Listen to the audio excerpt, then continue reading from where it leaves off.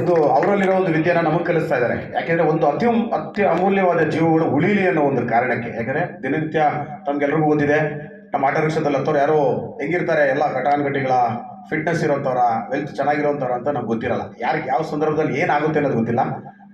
ಅವರು ಕಲ್ತಿರೋ ವಿದ್ಯೆಯಲ್ಲಿ ಏನೋ ಸಾಮಾಜಿಕವಾಗಿ ಒಂದು ಒಳ್ಳೇದಾಗಲಿ ಅನ್ನೋ ಒಂದು ಉದ್ದೇಶ ಇಟ್ಕೊಂಡು ಅವರು ಈ ಒಂದು ಕಾರ್ಯಕ್ರಮನ ಆಯೋಜನೆ ಮಾಡಿದ್ದಾರೆ. ಅದಕ್ಕೂ ಕೂಡ ನಾನು ಅವ್ರಿಗೆ ಅಭಿನಂದನೆ ಸಲ್ಲಿಸ್ತೀನಿ. ಯಾಕೆಂದರೆ ತಮಗೆಲ್ಲ ಗೊತ್ತಿದೆ, ಒಬ್ಬ ಡ್ರೈವರ್ ಸಿಗೋದೇ ಇವತ್ತು ಬೆಂಗಳೂರು ನಗರ ಅನ್ನೋ ಒಂದು ಪ್ರದೇಶದಲ್ಲಿ ನಡೆದು ಒಬ್ಬ ಡ್ರೈವರ್ ಸಿಗೋದೇ ತುಂಬ ಕಷ್ಟ. ಅಂಥದ್ರಲ್ಲಿ ಒಬ್ಬ ದೊಡ್ಡ ದೊಡ್ಡ ಸ್ಪೆಷಲಿಸ್ಟ್ಗಳು ಅವರು ಸಿಗ್ತಾರೆ ಅನ್ನೋದು ಕೂಡ ನಾವು ಪುಣ್ಯ ಮಾಡಿರ್ತೀವಿ. ಚಾಲಕರು ದಯವಿಟ್ಟು ಅರ್ಥ ಮಾಡ್ಕೊಳ್ಳಿ.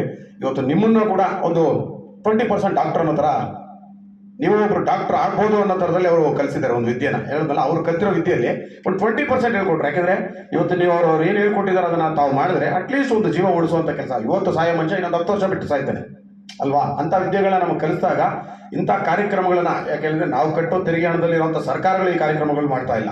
ಅಂಥದ್ರಲ್ಲಿ ಇಂಥ ನುರಿತ ವೈದ್ಯರಿರ್ಬೋದು, ವಿದ್ಯಾವಂತರಿರ್ಬೋದು, ಅಥವಾ ದೊಡ್ಡ ದೊಡ್ಡ ಸ್ಪೆಷಲಿಸ್ಟ್ಗಳವರು ಅವರು ಬಂದು ನಮಗೆ ಅವರ ಅತ್ಯಮೂಲ್ಯವಾದ ಸಮಯಗಳನ್ನು ಕೊಟ್ಟು ನಮಗೂ ಆ ವಿದ್ಯೆಯನ್ನು ಕಲಿಸಿ ನಾವು 4 ಜನಕ್ಕೆ ಸಹಾಯ ಮಾಡಲಿ ಅನ್ನೋದನ್ನು ಹೇಳ್ಕೊಡ್ತಾರೆ. ಅಂದರೆ ನಾವು ಕೂಡ ಪುಣ್ಯ ಮಾಡಿದ್ದೀವಿ. ಅದೇ ರೀತಿ ದೇವರು ಅವ್ರಿಗೂ ಒಳ್ಳೆಯದನ್ನು ಮಾಡಲಿ. ಇದೇ ರೀತಿ ಚಾಲಕರು ಇನ್ನಷ್ಟು ನಾನು ಹೇಳ್ತೀನಿ, ಪ್ರತಿ ಒಂದು ಸಭೆ ಈ ಥರ ಯಾವುದೇ ಒಂದು ಸಭೆ ಇದ್ದಾಗ ಅರ್ಧ ಗಂಟೆ, 1 ಗಂಟೆ, 2 ಗಂಟೆ ಕಾಲಾವಕಾಶ ಕೊಟ್ಟು ತಾವು ತಿಳ್ಕೊಳ್ಳಿ.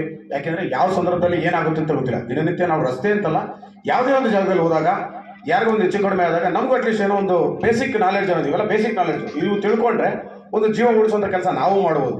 ಅದೇ ರೀತಿ ನಮ್ಮ ಆರೋಗ್ಯದ ಬಗ್ಗೆನೂ ಕೂಡ ನಾವು ಕೂಡ ಎಚ್ಚೆತ್ತುಕೊಂಡು ಮುಂದಿನ ದಿನಗಳಲ್ಲಿ ನಾವು ಸಾಮಾಜಿಕವಾಗಿ ನಾವು ಏನು ಕೊಡಬೇಕು ಅನ್ನೋದನ್ನು ಕೂಡ ನಾವು ಎಲ್ಲ ಅರ್ಥ ಮಾಡಿಕೊಂಡು ಇಂಥ ಕಾರ್ಯಕ್ರಮಗಳಲ್ಲಿ ಭಾಗವಹಿಸಿ ಅವ್ರಿಗೂ ಕೂಡ ಪ್ರೋತ್ಸಾಹ ನೀಡುವ ಮುಖಾಂತರ ಅವರು ಇನ್ನಷ್ಟು ಜನಕ್ಕೆ ಸೇವೆ ನೀಡಲಿ, ಎಲ್ಲರಿಗೂ ಒಂದು ಉತ್ತಮವಾದಂಥ ಒಂದು ಆರೋಗ್ಯ ಸಿಗಲಿ ಅನ್ನೋದು ಕೂಡ ನಾನು ಈ ಮೂಲಕ ಬಯಸ್ತೀನಿ. ಧನ್ಯವಾದ ತಮ್ಮೆಲ್ಲರಿಗೂ.